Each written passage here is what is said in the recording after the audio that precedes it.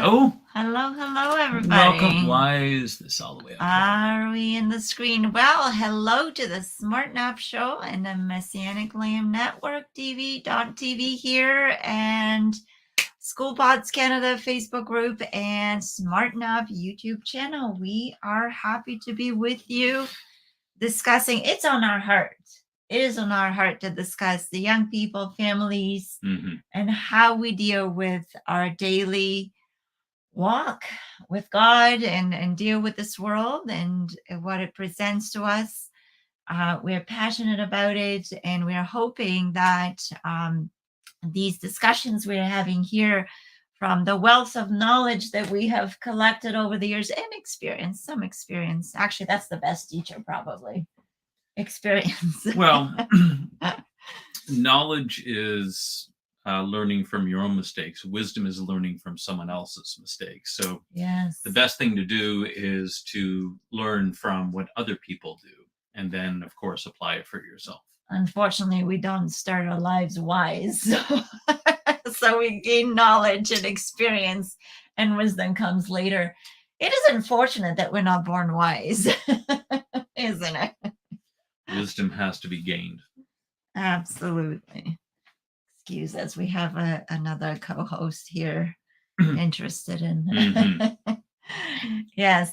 And speaking of having pets, and that is one of the things we find that's a really good training for our children life later on. Oh goodness, I watched a movie years ago. It was about someone who was struggling with relationships, and they went to this support group. I don't know if it was Adam Sandler. Anyway, I'm gonna have to look into that movie. It was so long ago. But one of the things they suggested, take care of a plant first and see if that thrives. Then you can take on a pet, and maybe later on, a next stage is going to be a relationship. Right. So we have a lot of growing to do from our young age to our old age, and I don't think we ever stop learning and growing. Well, you're not supposed to. It's a real shame when you have so many people who have negative experiences at school with reading, and they say that after they graduate from school, oh, I'm never going to read again. That was so hard. I'm not doing it again. Right. Well, yeah, because reading becomes a very unpleasant experience for people. But with the understanding of reading is the primary way in which most people grow. And it's been said, I can't remember who said it, but not all readers are leaders, but all leaders are readers. So it's kind of a prerequisite, because if we lead people based on our own wisdom without any outside information coming in, well, you're pretty much staying at one level, and everybody's rising up to the level that you know in your mind, and nobody grows. Nobody goes most further. And Warren Buffett, I think his habit is to come into his office in the morning, and he spends something like 6 to 8 hours just reading newspapers and other periodicals and books and stuff like that. Warren Woodward, who was the primary founder of Life Leadership, one of the top leadership companies in the world. And he is considered one of the top 30 leadership speakers.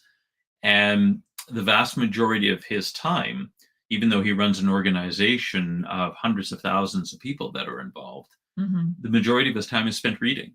And he is an absolutely voracious student.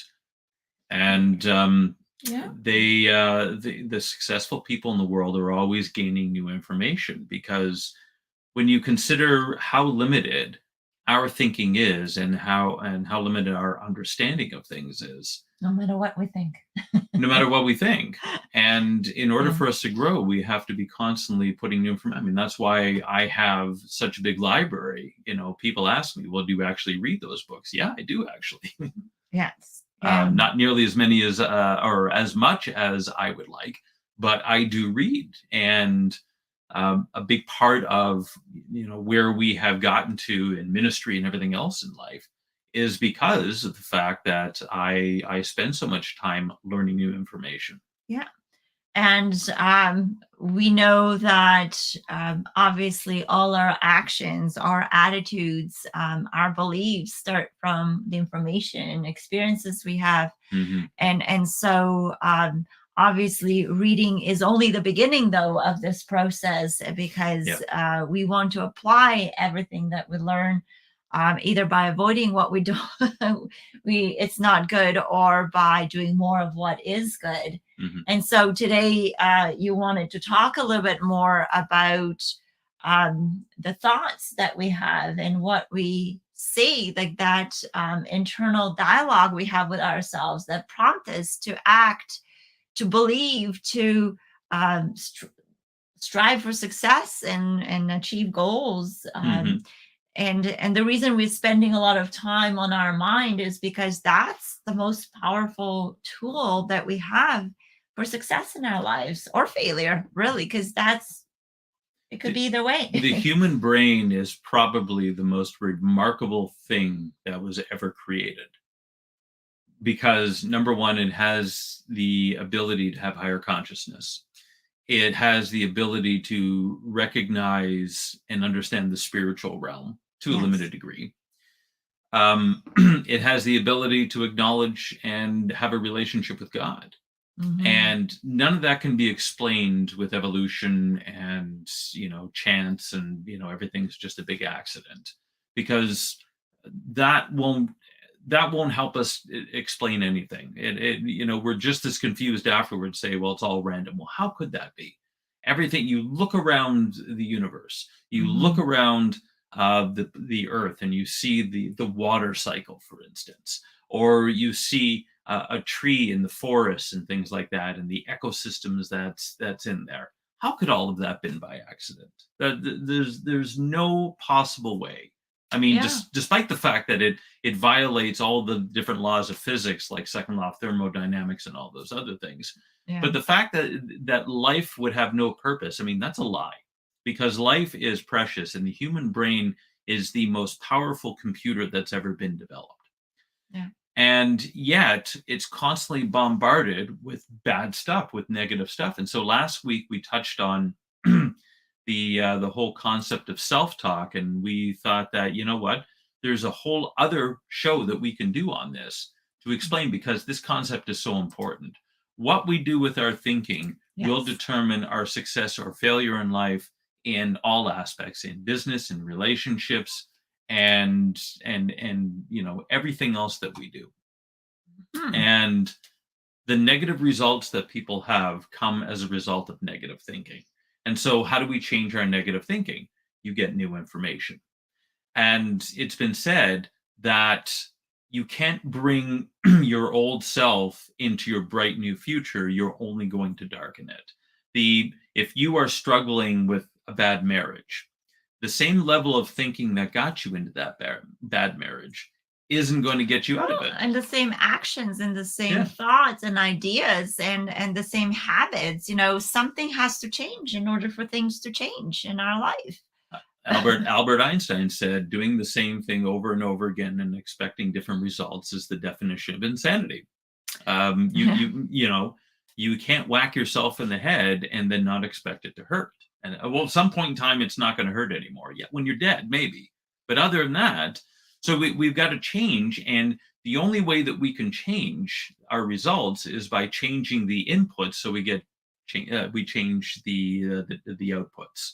Right. And so what you have is the human brain, very much like the computer. We've said that the personal computer is designed after the whole idea of the brain, is that whatever you put in there is what's going to come out. And if you I had one family member growing up, and all this person used to do was watch programs like Married with Children, like Jerry Springer, like these different talk shows, all the negative garbage trash that was on TV. And then you look at that and say, well, no wonder this person has the kind of results that they do. Yeah. It's because there was nothing but garbage going in. You are not going to be able to have a successful How would life. they learn to have a healthy family when all they're watching is unhealthy families on TV? Married with Children was an absolutely awful show. Even though they stayed together, they even well, they did, but I mean, they couldn't stand each other. They were constantly insulting each other. Everybody came across as either an airhead or a buffoon or a loser or something like that. Yeah, it wasn't a very high view of people. No. And that is the other thing, not only are we not seeing good models, but then we start thinking, well, this is what people are, this is what we are. We are not really significant. There isn't much value there. We just lead our lives and insult each other, and that's all there is to it. And don't kid yourself. Whatever you focus on will be the results that you produce. And so if you are constantly looking at and listening to information about, let's take a modern concept, toxic masculinity. Okay. Now, listen, we've all seen examples of what toxic masculinity is, and that is machismo. It is, the chest beating, the knuckle dragging, the prideful stuff, the demeaning view of women. And yes, there are many bad examples of that. But to say that a strong male lead is toxic, no, none at all. So we don't want to conveniently take out these terms, right? So we really need to understand what is it. And again, just like we talked in the last show, unless we know biblical principles, what the Bible says, the wisdom, the eternal wisdom of the Bible, then with every generation, as our society changes, the idea of what's masculine will change. And even the word masculinity changes with time. And so unless we adhere to unchanging principles, it doesn't mean that, and this is the paradox here, because we're talking about us constantly changing to be better people, but we have to adhere to unchanging principles. And this is where, I've heard people talk about how, we talk about progressive philosophies, progressive thinking. Right. Well, and they kind of look at people who are more conservative, right, as people who are, they're not changing. Yeah, they're like old fashioned. But what it is we have to have a combination of both. Yeah. We have to adhere to those tried, tested, and true and godly principles, eternal principles, and then see how we can change to fulfill those principles. And of course, we have to learn how to not pay attention to society when it's moving away from those things in the name of progress. And the reason we are having this talk today is because now more than ever, media is being used to program our brains, to make us think, feel, and do things that we wouldn't normally do. Yeah, it's being weaponized against us to go against our core values. And remember, we've talked about we talked about in past shows that we were at an education event, and one professor there discussed the difference between education and indoctrination. Right. And if you look at a dictionary definition, they're pretty much the same thing. Yeah. It is influencing someone, in giving information to influence someone so that they could, I guess, make certain choices. Right. The difference is the intention behind it, right, and the thoughts behind it, and where it's coming from. And so this is why we need to make sure that we also check our thoughts and the conversations in our head. Where are they coming from? Yeah. And are they influencing us to stick to truth, or are they influencing us to deny truth? And that's if you have wrong thinking, then education is bringing you to the right thinking. So if you think that, to give an example, that the sky is green, education would be, no, the sky is actually blue. Yes. Indoctrination is, no, the sky is actually pink. And or you're right that the sky is green. So really, indoctrination is to help us to believe something that is a lie. And you should fight against those who say it's blue. Well, yeah. And never associate with them because they're such liars. And so now you've got a whole generation of people, and I tend to watch, and I watch too many of these videos, clips on different, people who were at university campuses, like Charlie Kirk or something like that, Yes. from Turning Point USA, and how he's debating these leftist woke students that are in complete denial of reality, and they get mad at him, and they can't even have a dialogue with him to debate these things because they have been so conditioned to adopt a certain viewpoint. And part of the adoption of that viewpoint is that if anybody disagrees with you, then they're evil and you have to shout them down and you have to demonize them, as opposed to having an exchange of ideas. And the reason why that is because a lie cannot stand against the truth. And so if you have an equal playing field of having, someone who speaks the truth versus someone who speaks a lie, they can't stand up. Eventually they're going to lose. Yeah. So what they have to do is they have to, and this is what the devil does all the time. He shuts down the proclamation of the truth, because then the lie is the only thing that remains. So I wonder if in universities, I know many years ago when I was in university, I took a course called critical thinking. It was actually applying logic. And because I was in the science field at the time, we were looking at research and we're looking at publications of, research, and then the conclusions that research then came up to. Yeah. And it was amazing how many times as we were using the concepts of logic, we found out that a lot of the conclusions have some connection with the research, but they weren't the logical conclusions, that they were swayed. Mm-hmm. and so I think at this time we need to go back to learning the basics of critical thinking, the basics of logic, and then and just discern the difference between logic and feelings, and so that we can, because what happens then is confusion. Mm-hmm. If we have in our universities discussing things and we have emotional reaction, but there's no logical debate on these things, then I don't even know what we tell ourselves when everything is contradictory in our world. Yeah. It creates a confused generation. And this is why we want to talk about self-talk here, because education, and I would say education is teaching someone how to think, not what to think. Right. I think that's why indoctrination and education would be different, right? Presenting students with their different ideas about creation, their different ideas about God, and present those in a non-emotional kind of way. Yeah. And see and then teach critical thinking and allow the young generation to make decisions. But we know that this is not being taught or even encouraged anymore, because we've come to a time when a one world government is being created. And how do you control the whole world? I mean, it's easier for government to control a population of one country. It's kind of divided into countries and boundaries. But then when you want to control the whole world, you need a stronger tactic. And because we are emotional beings, our emotions are being used against us. So we've spoken in the past about the subconscious and the conscious.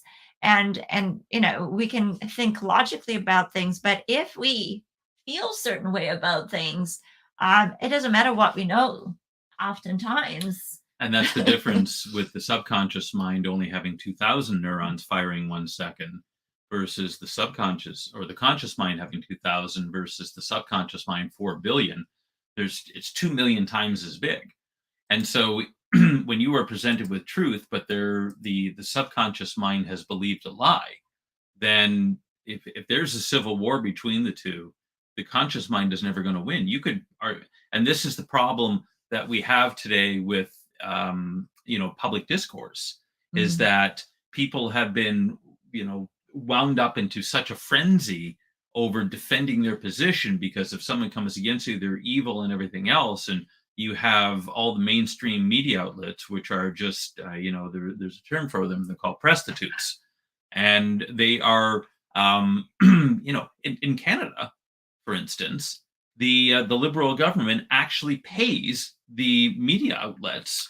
Yes, and you know what? This reminds me of communism, when the government owned everything and dictated how everything was going to go. So well, we have in essence a communist dictatorship here in Canada. It just hasn't completely taken over yet, but it's well on its way. Yeah. So if you've got all of the mainstream media, the legacy media, as it were, that are parroting the same narrative, and it's all based on a lie.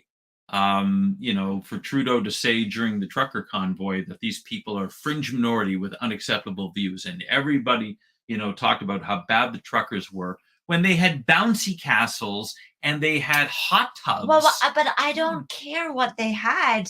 But no, they were not to be, but they were being proclaimed as this huge threat to democracy. They had little kids out there and they had bouncy castles. Yeah, not to undermine your point, but the whole idea is that it wasn't even the truth that was a minority. Yeah.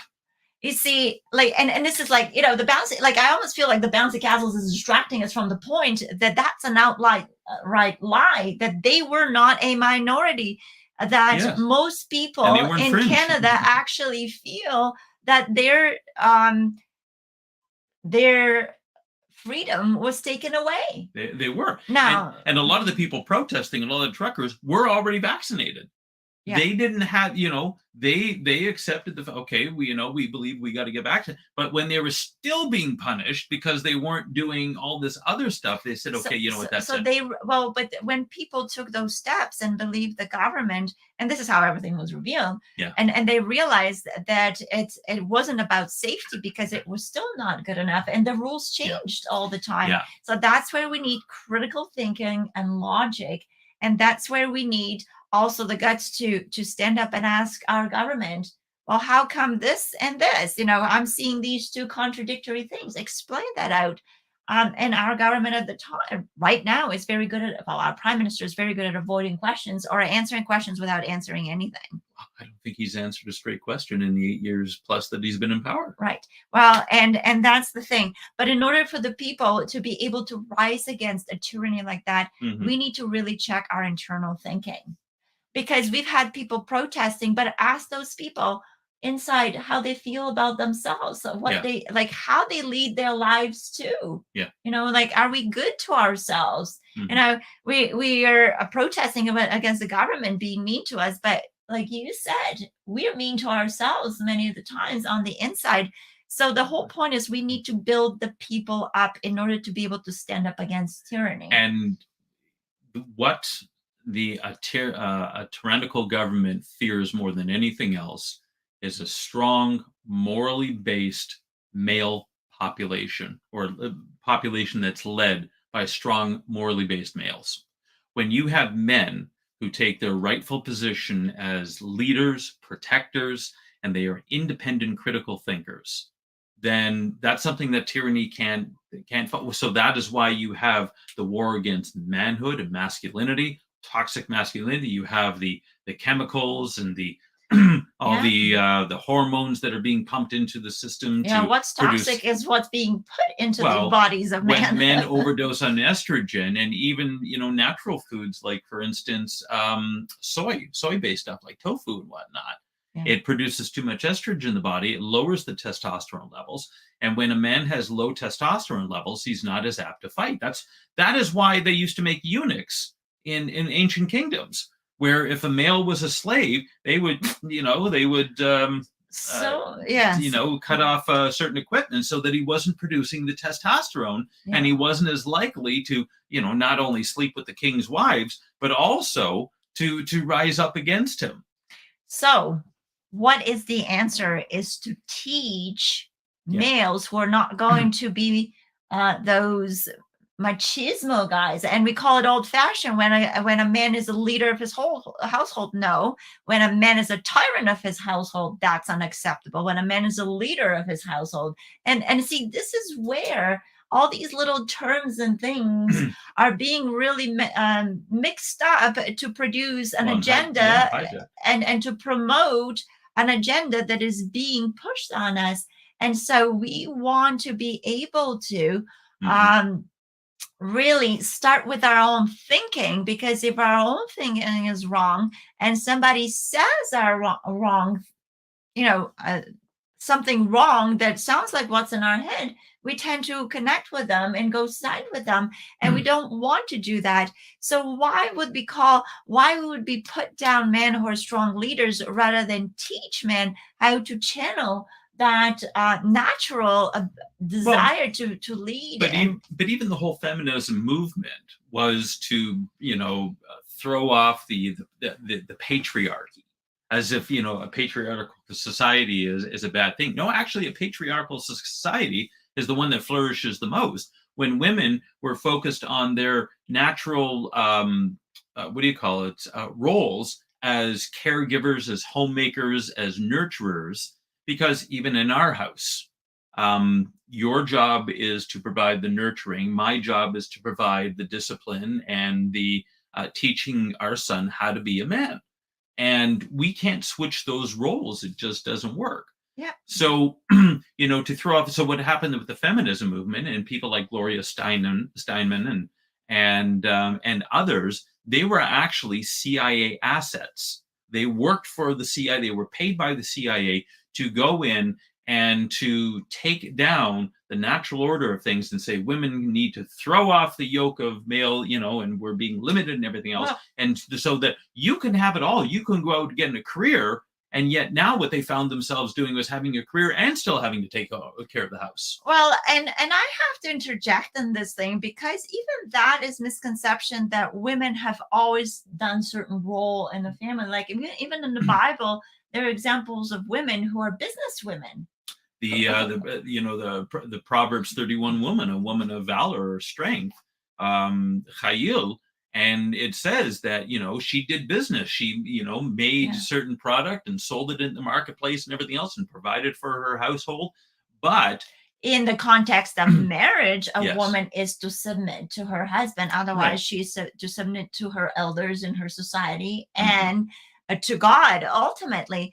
But what I'm talking about here is the fact that, I've just been saying that in our pod, we are studying history, Canadian history. And right now we are during the colonial times when the states are first being established, and how that kind of affected here in Canada as well, the whole loyalists versus colonists and so forth. And I must not have been paying very good attention during history when I was younger, because I'm learning all this stuff with well, you the said children. You didn't like history when you I didn't like it, and it's because who knows how it was done at the time. But what I realized that it wasn't true that women weren't able to vote here in North America. It was landowners. And women too were able to vote if they owned land. So the whole like when you were talking about feminist movement, it was like, majority of women weren't able to vote, because yes, it was the woman's job to stay at home and to run the household. But there were, so it depending on what our contribution to society was, our ability to vote was there. Now, I will mention here that there was racism, and it was only the white males that were able to vote. That is true. That is part of history that made no sense, especially considering that the colonists were trying to gain their freedom from the British, right? But then they weren't given freedom to certain other people in the society. But what I'm saying is that women were able to vote, and I heard somebody speak, and I forgot who it was, but when women were able to vote here in North America, that changed the fabric of society, because the men were still the ones who were recruited to go to wars. And so now the women, and whatever they felt about the political situation, were able to vote. But then the men were the ones who were supposed to go and fight for whatever decisions were made politically in the country. And so I think voting, yes, as a human right, we should all be able to vote. but really the vote of certain people who are more contributing members to society should be listened to more than the ones who are not. Absolutely. And so what you've had is, where is all this going? Is Yeah. that you've got this constant barrage of lies and the taking down of the, what started the family unit, and then morality in society. Yeah. And what we have is the government, and governments are really, they're not the ones calling the shots right now. You have people who are above the government and control the government, and they are pushing an agenda in order to take down nationalism, to take down independent countries, to take down society, to take down the Yeah. family unit, because what they want to do is they want to usher in the one world government under the reign of the Antichrist. Yes. They want to eliminate 90% of human population, bring it under 500 million. They told us that with the Georgia Guidestones. So in order to be able to do that, you have to put confusion into people's minds about what's right and wrong. Yeah. And if you're constantly 24 hours a day, I mean, CNN, when it started as, cable news network, now it's the communist news network, but it was the cable news network back in the late 80s. It was the first 24-hour a day, 7-day a week news channel. And you had constant news. And so when the first Gulf War broke out in 1991, people were absolutely riveted. Operation Desert Storm. But what it has now become is that everybody with social media and everything else is being bombarded constantly with messaging. And you want to talk about brainwashing? I'll tell you something right now. Our brains do need to be washed every single day from the garbage that social media, the government, and just around us is being everything presented. Around society is telling us is not true. Because if it violates the scriptures, then it is not true. End of story. And this is why we are talking about it and taking so much time to explain the whole picture. Because, and there's a Christian writer, Joyce Meyer. Yeah. And she wrote a book, Battlefield of the Mind. Yes. Because the battlefield is over your minds. The battlefield is over your thoughts, over your emotions, and over your decisions. And so strong male leaders are being called toxic, not because they are, not because there's anything, and I'm not saying that there's anything wrong with any male. Like some males do act wrongly, but as a majority strong male leadership should not be looked in a negative way. No. Abusive male leadership should be looked That's in a negative. That's not strong. As someone who's abusive is weak. That's what tyrants are. Yeah. And we have a prime minister right now who epitomizes that he's, he's a weakling when it comes to, leading. I mean, he couldn't even keep his own family together. And yet he's going to terrorize the Canadian populace through brute force. Right. And so that's where the battle is right now. And so unless we take our thoughts, and the Bible says, keep your thoughts captive, hold your, like it's as the word more hold, or like it's really, well, take them. Yeah. Take them, like take your thoughts, capture your thoughts, hold those thoughts, and really use that ability to analyze.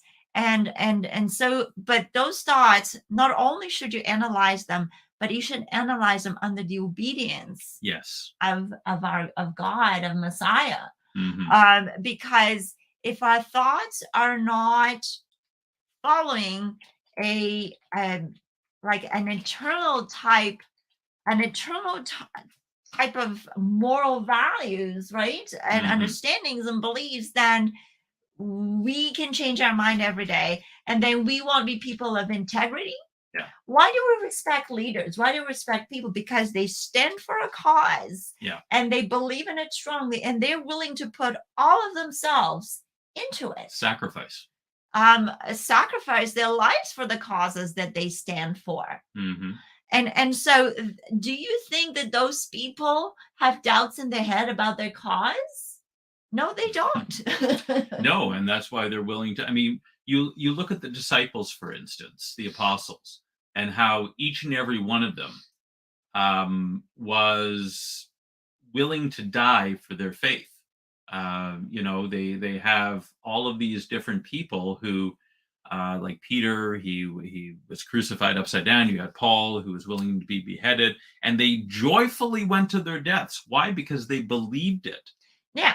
It's what the world is trying to make them, oh, but they're crazy people, they're fanatics. Well, they could being a fanatic for the right cause is a good. Being a sports fanatic, it's not very useful kind of thing. But being a fanatic for something that Well, you believe is going to make the world a better place, absolutely you should be.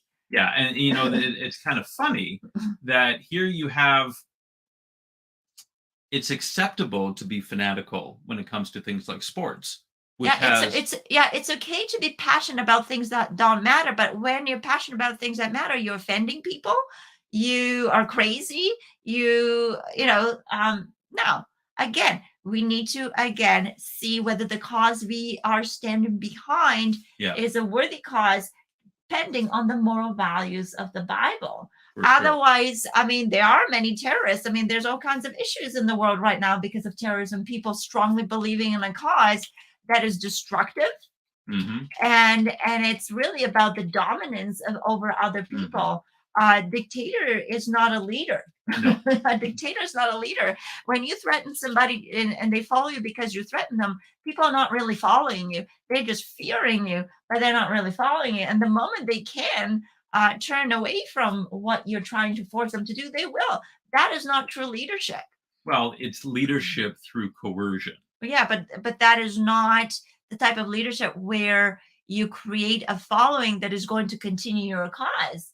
Yep. If you're forcing people to do what you want them to do, the moment you're gone, that will change. So you don't even have a lasting impact in this world. Right. And so this is why the media, this is why on daily basis we are made to doubt ourselves, to doubt that moral compass that we kind of has built in within us. Yep. And God says, I've put eternity. In Ecclesiastes chapter 3, Lord has put eternity in our hearts. So we all inherently know the difference between right and wrong.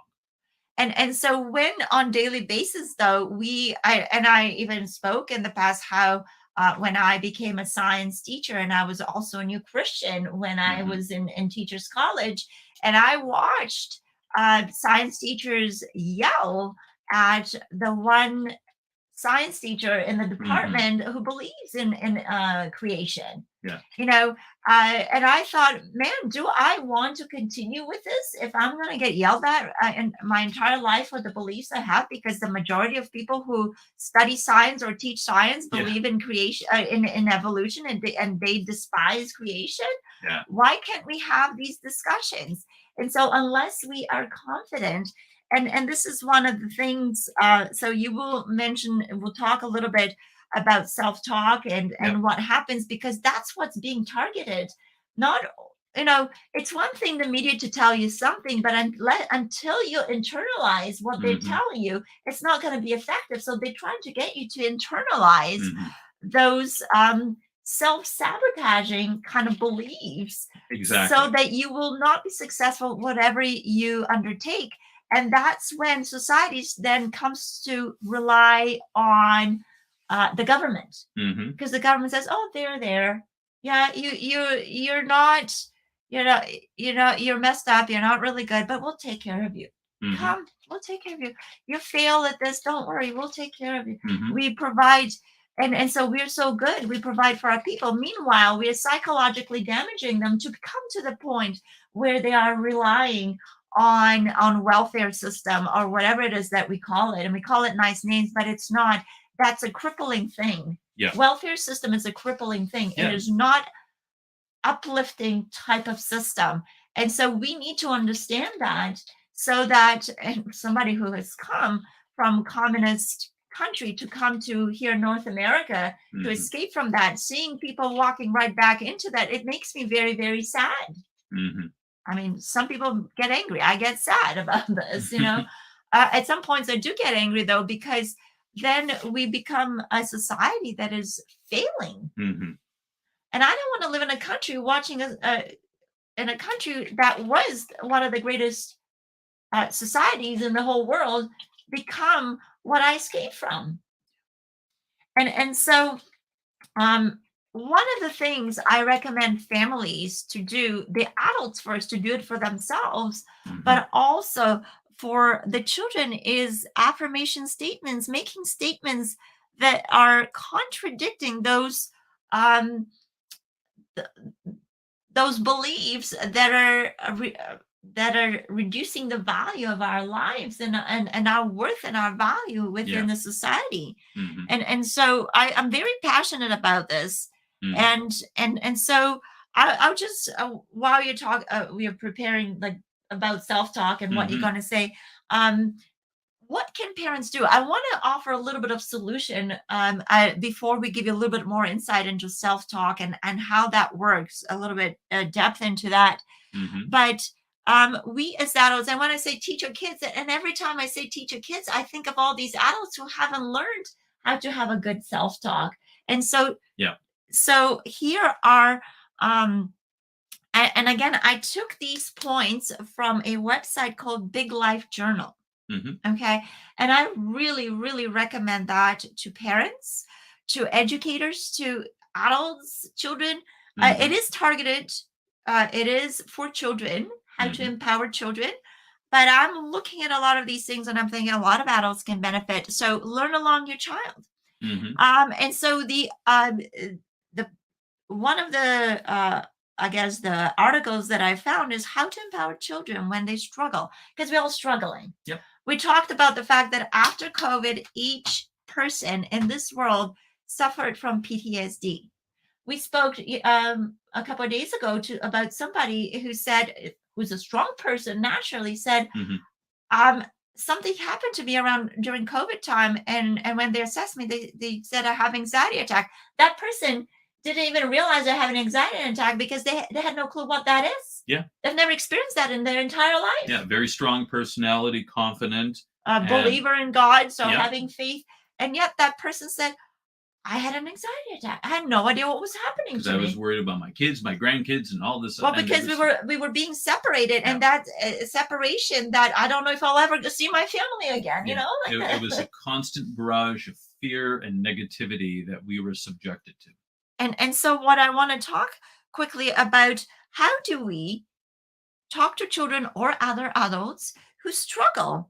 And one is to listen and empathize. That's the word. So to listen and empathize doesn't mean to say, oh yeah, you're right, everything's fine, they're there. No, that is actually not a helpful way of listening to people. So here are some suggestions. You provide choices. Okay, so you can do this, this, and this, because that puts the power back in the person. Okay, you can do something about it. Like, you're not a victim here. You validate the feelings. Yes, you have these feelings and we know where they're coming from, but now let's take those feelings and do something productive with them rather than be stopped by our feelings. Ask open-ended questions. So prompt that person, that child or an adult, to start now thinking about the situation instead of having feelings about the situation, right? Open-ended questions. So don't give them the answer, but take them through a thinking process. And then what do you need me to do? So offer to help, support. So that is the listening and empathizing. That's what it looks like. Then model the attitude you want to see. We cannot tell a child or another adult, well, smarten up or toughen up, if we don't do that ourselves. If we are foolish, how are we to even advise anyone something like that? You should lose weight while you're walking around with the extra weight. Offer to do it together. Let's do it together. Let's we know this is good for us, so let's do it together instead of like, you should do it and I should stay the way I am, right? So how do we model that? Use phrases like, this is hard.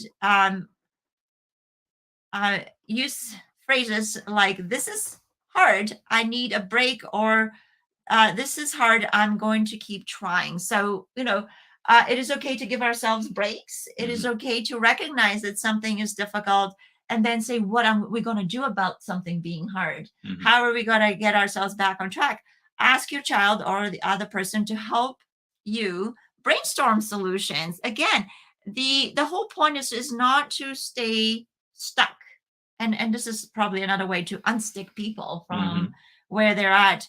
Um, ask so to brainstorm, and avoid expressing negative opinions of yourself or making comments like I can't do this. And there's a whole thing about growth mindset, Yeah, but we're gonna get into that in a second. but you're going to talk about self-talk. That's Yeah. why focus on the positive. What did I learn? Okay, so this was not a outcome that I wanted, but there's something that I learned, and it was a valuable experience because it made me realize things.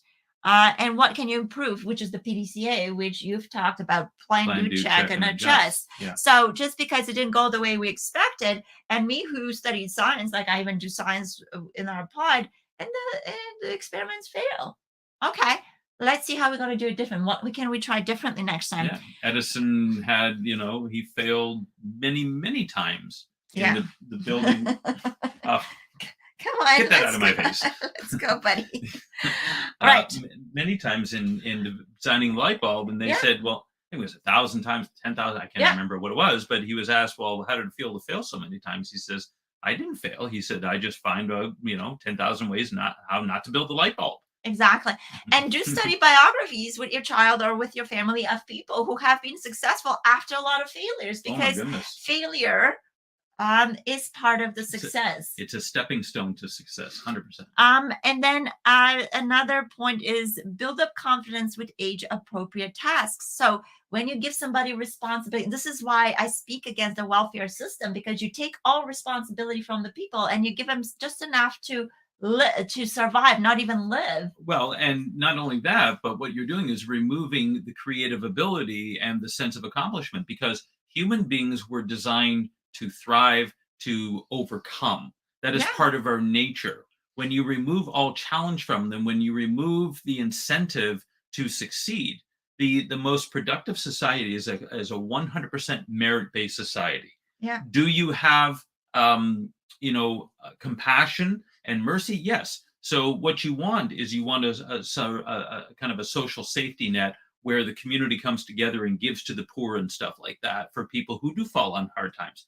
Maybe it's because of bad decisions, but maybe it's because of circumstances. I mean, Yeah. we're dealing right now with these, the orphans in Africa, and they have no way on their own of overcoming their situation. There's no welfare over there. There's nothing, and so unless we help support them, they have no way of doing it. And so what the pastor is trying to do, he's trying to say, help us to buy some land so that we can become self-sufficient. Well, but we have been prompting them, okay, because you know what, the whole like giving someone a fish or teaching them how to fish kind of thing, right? You want to give the responsibility back into the person's hands. So absolutely, absolutely, give someone a task so that they can help themselves. Right.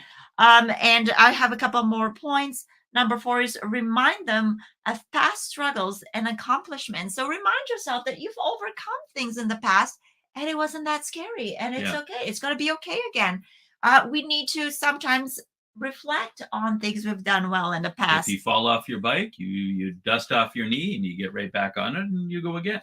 And this is where you remind your children about their strengths and just encourage them to grow these strengths.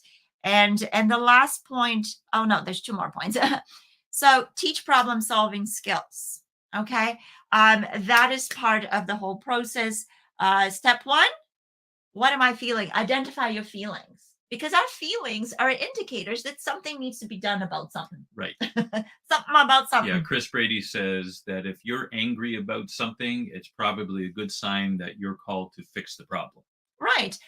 Which leads me to step number 2 of problem solving. What is the problem? Identify it. Yeah. Step number 3, what are some solutions? So think of what can be done. What are options in this situation? Step number 4, what would happen if? So start now thinking long term, because we don't want to try every single option out there. We want to try the good ones. Yeah. So we want to start thinking, what would happen if, like, what's the worst case scenario? What's the best thing, right? Think of what could go right. and don't focus so much on what could go wrong. But have that in mind, though. Yeah, do your research, understand what don't just come up with an emotional decision, understand what you need to do. Or I would have a student, I would ask a question because they feel like they have to give me an answer right away. They just give me a totally outlandish answer. And I'm like, no, you got to actually think about it based on what we just discussed. And step 3 times 7? Pink. Well, that's kind of the conversation sometimes I go into our pod. But anyway, and step number 5 in problem solving, what will I try? And then committing to one of the solutions that you've come up with. And point number 6 on how to encourage a child or an adult, know when to lend a hand. So that is a big it's not a problem, but it's such an important thing to know.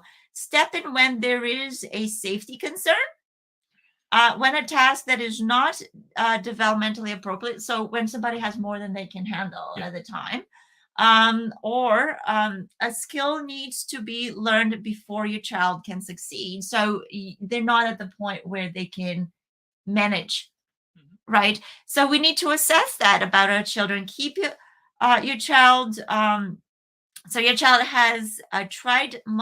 If your child has tried multiple strategies and persevered, but still struggling, in this case, after guidance and help, then discuss what your child learned and praise the effort and the progress. That is not getting a medal for just participating, but for having the endurance and what is this term? Stick-to-itiveness. Right. All right. So that's my little tips on how to encourage those who struggle. And that all comes down to, the self-talk is the constant affirmation. Yeah. So what we want to do is we want to talk about the 5 stages of self-talk. And okay, so this isn't going to go step by step. So number 1 is, so when we talk about what we say to ourselves, the first stage is negative self-talk. I can't, limiting beliefs. And when you constantly tell yourself, I can't do this, I'm no good at this. Sometimes I'm stupid. people say that after they've tried it once. No. And you know what? You're correct at that point. You can't, but that doesn't mean you're not going to be able to. You can't do it now. I'm no good at this. Actually, growth mindset says just add the word yet. Yeah. At the end. That's it. Yeah. That's the only difference. I can't do this yet. I remember when I first started martial arts, and I'm sitting there and I'm trying to do the moves in class, and I was all over the place. I was as awkward as a toddler learning how to walk.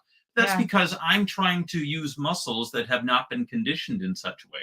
That doesn't mean that I'm a failure. It just means that I've got some learning to do. So the second level of self-talk is the recognition of what needs to change. I need to do this. I should do this. I need to start exercising. I should start cleaning on a regular basis. I should get to bed earlier. And those are great as far as progression is concerned. But the problem is that a lot of people stop there and they will say, well, I should do this. I should do that. But they're not going to do that. Well, what is it? A decision without a plan is just a wish, or I don't know what the words were, but right, yeah, a goal without a deadline is a wish. Yeah, a goal without a deadline is a wish, something of those. Yeah. But what I'm saying is, like, when we know in our hearts what we have to do, but then we don't come up with a plan and follow up with it, it's just a wishful thinking, right? So, saying that I need to is great. Yeah. But then you have to make a plan to actually do that. Well, and I just recently spoke because I struggle with discipline, and I just spoke to a speaker, a leader, and I said, tell me about how to discipline myself. Like, give me some tips. And what he said to me is, whatever you tell yourself, that's what you will do. Exactly. So level number 3 is the decision to change. And so if you're trying to stop doing something, like you're trying to stop smoking, you can say, I can't stop smoking, I'm addicted. Level number 2 is, I need to stop smoking. Okay, now we have recognition of the problem.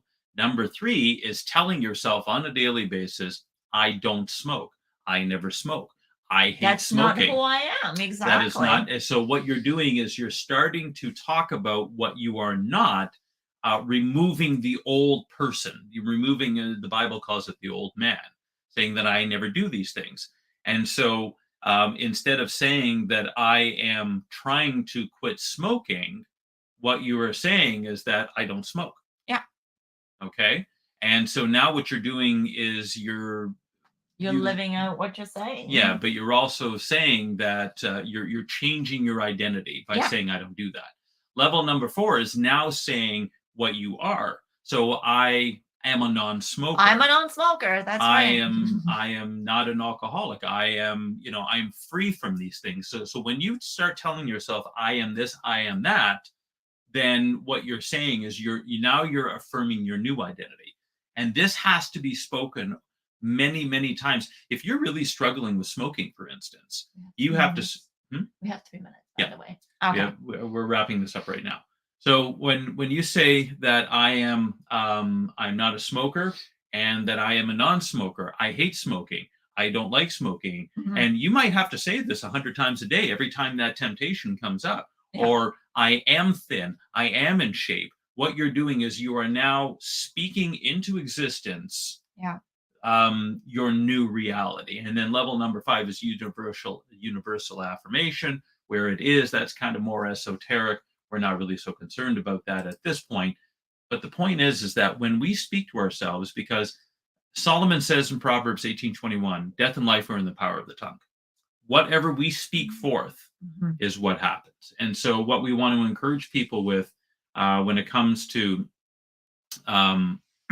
self-talk is that you need to speak positive things to yourself on a constant basis. And if you don't like your reality, speak it into existence, then change it. And so on that note, we've got to wrap things up. We want to thank everybody for joining us once again. And we just encourage you, keep getting smarter by learning new things. Talk nice to yourself and smarten up. All right. Have a good week, everybody. And we'll see you next week. Bye-bye. Bye-bye.